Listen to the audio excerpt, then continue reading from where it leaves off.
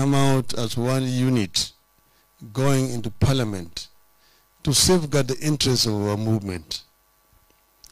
Last week when we met outside there at Masai Lodge, it was fairly an impromptu meeting. And as a result of that, you were not able to really show your strength the following day. Our competitors were able to penetrate between your front and divide you. See? Divide and rule is a very old, tested tactic in the military. That you divide them so that they become weak and then you can be able to rule them. So if you do not bond and become united, you are going to be ruled throughout the life of this parliament. Yet you have got the numbers, the strength to be able to be the rulers in the house. So let me begin first by congratulating each one of you on your election to lead your people and to make a contribution to the destiny of our country. As I stated during our final rally on the 6th of August at Kasarani, and some of you will remember this, we went to the polls with our country at inflection point. I stated then that either something very good will happen or something terrible would happen. I said we had a choice of the promised land, but the land of bondage was also within sight, and the pharaohs was refusing to let our people go. As we gather here, that reality is with us. We have had the worst election since the return of multi-party politics in our country. At the presidential level, it is not possible to tell whether we had elections at all. But even at the lower levels of polls, I believe that a number of our people were rigged out to pave way for an UDA majority, and that during election petitions, this will be proved to have been the case. But I mentioned petitions with some trepidation. First, you have noticed the corruption, the dysfunction, the incompetence, and the capture of the IBC, the body charged with carrying out elections in our country. Secondly, you have noticed the attitude, the thuggery, the corruption, and the cynicism of the Supreme Court judges. The words that the Chief Justice used against us have never been used in our courts, even in the dark days of single-party rule and state capture of the judiciary. Chief Justice Martha Koome described our case, presented by the country's finest legal minds, as no more than hot air, a wild goose chase, incredible and hearsay evidence, red herring. These were words of the Chief Justice of the Republic of Kenya. It is my experience that whenever judges resort to insults on litigants and advocates, it is the result of a disturbed conscience. You have been here before. You have come from a judiciary that invested in threats and humiliation of litigants and advocates so that the country would not question them. That is the Supreme Court we witnessed in the presidential election case. We also have come from a judiciary that invested in intimidation. Today, the Supreme Court is threatening those talking against the judgment in the presidential petition. According to Madam Martha Koome, that judgment is not supposed to be discussed by anyone, anywhere.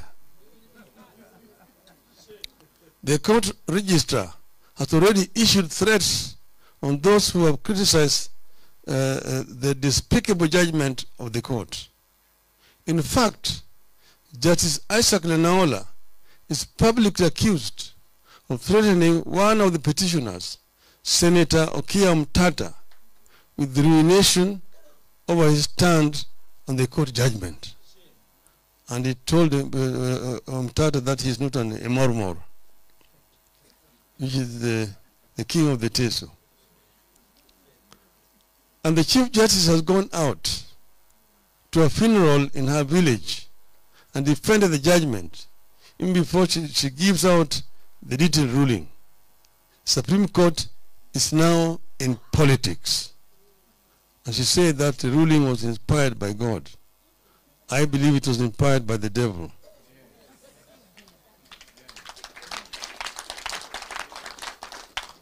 From our history as a country, we know this is an indication of a very disturbed conscience.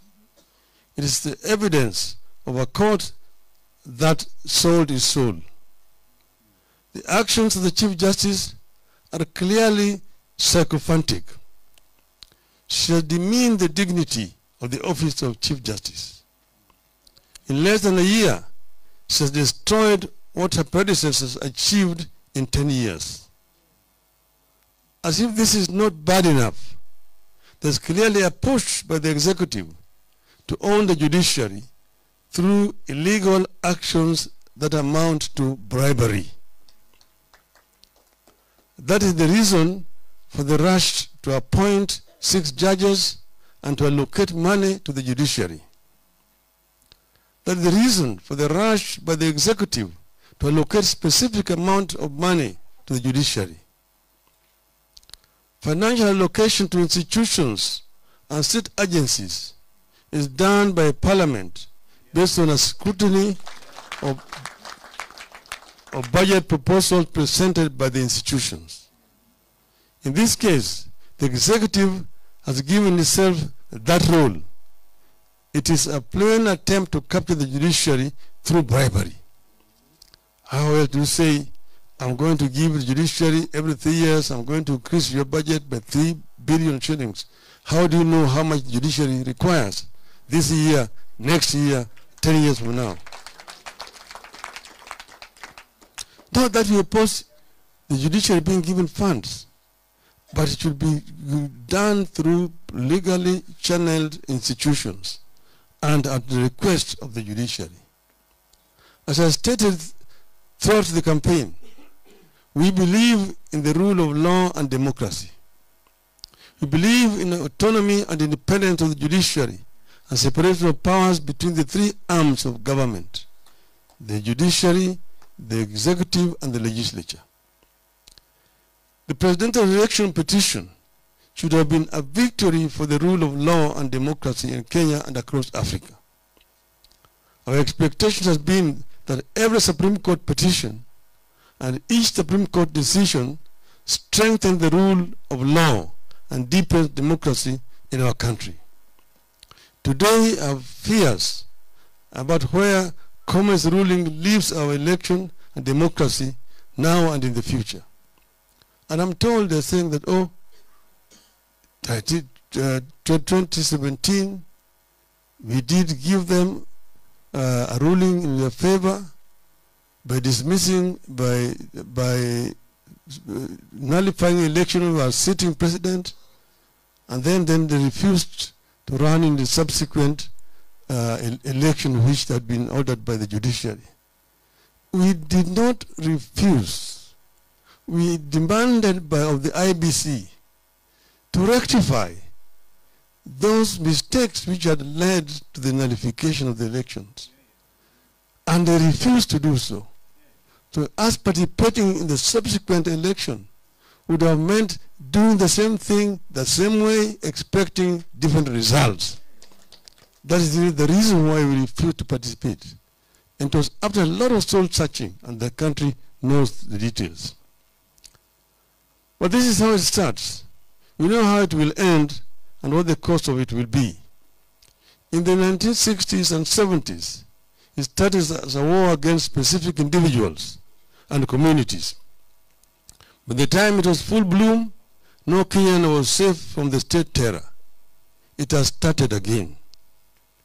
You have 3 urgent tasks that that we must not fail in, and on which we must embark on immediately. 1. Save the judiciary, which is offering itself for state capture. 2. Transform and reform the IBC and make it capable of conducting credible elections. 3. To stop the legislature from offering itself for state capture and have it play its oversight role over the government.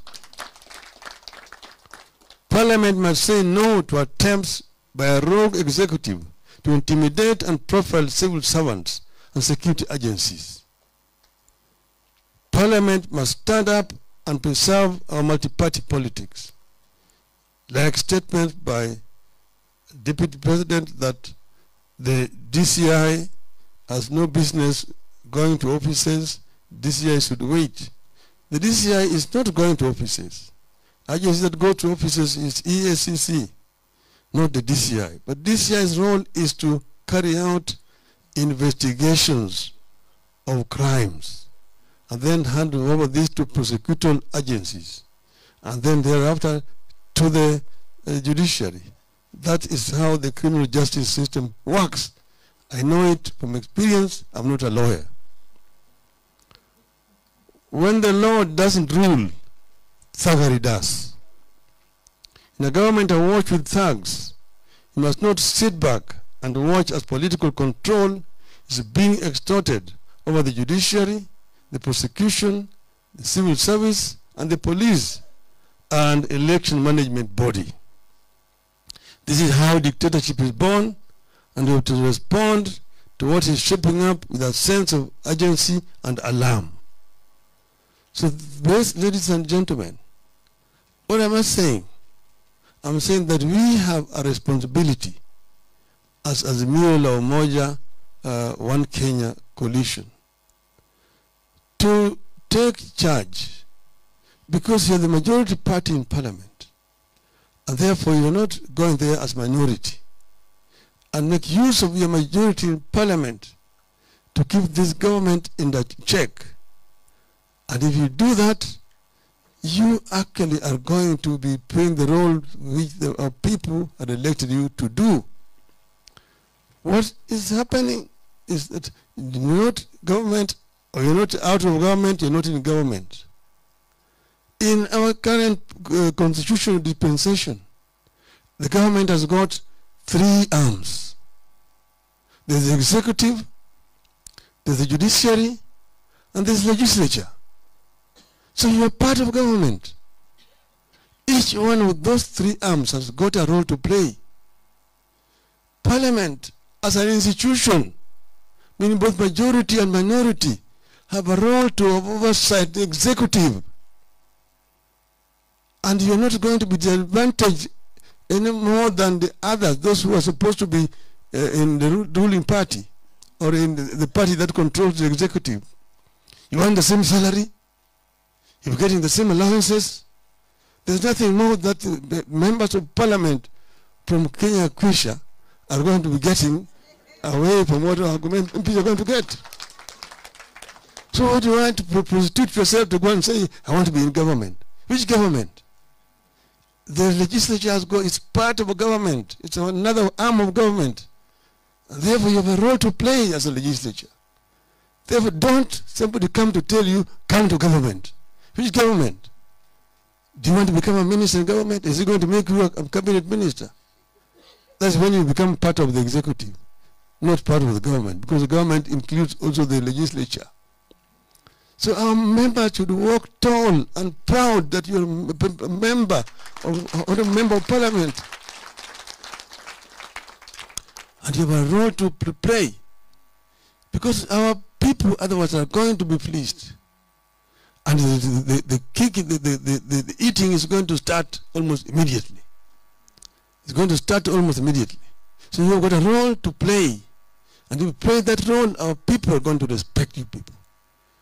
This is what we want to say. So now when you're here, we want you to leave this place as a united force. We come in as a coalition of parties which are coming together, but we want you people to bond. Because in Parliament, you are going to be members of Azimio One Kenya coalition. And then, don't be greedy over positions. Because that is where it starts. People will now begin to suspect each other. Oh, I wanted this and that. It can only go to one person at a time. If you don't have it today, you'll have it tomorrow. But be part of the team. I know that members want to be members of this committee, chairman of this committee, majority leader or minority leader, want to be a whip, and want to be this and that. If you don't get it, that is not the end of the world. And let us treat each other with a lot of respect. Don't begin, oh, we are the bigger member of this coalition and so on. Why? Being bigger member of a coalition means that you must make concessions to the others. They always say, if you go and ask the German members of parliament, that in a coalition there in Germany, the smaller parties get more than their fair share, so that the coalition can stick together. That is, it's all over the world. So don't abuse your majority and say we must get this because we are the majority party. Because if that happens, then you remain on your own. So let us agree that we want to bond together and become one in Parliament. If you do that, then this coalition will survive, and it will be able to perform its role, and it will also be able to protect those who are not with you in Parliament. In Parliament. So you have put soldiers in Parliament. You've given me weapons to go and fight on our behalf. If you begin to fight among yourselves, the enemy will overrun you. So you need to foster unity among yourselves and leave this place united until you go out there. If you don't get this, be happy that somebody else has gotten it. And if you do not do it properly, we'll come and again we'll change. We'll change again. This is what I want you people to agree to do. And if we do that, we will be proud of you people. So I therefore want to thank you for attending this meeting today and urge you once again to remain steadfast. Be frank and talk to each other freely as you bond and become one unit of Azimio la Umoja. Thank you. Thank you very much, ladies and gentlemen. Azimio! Azimio!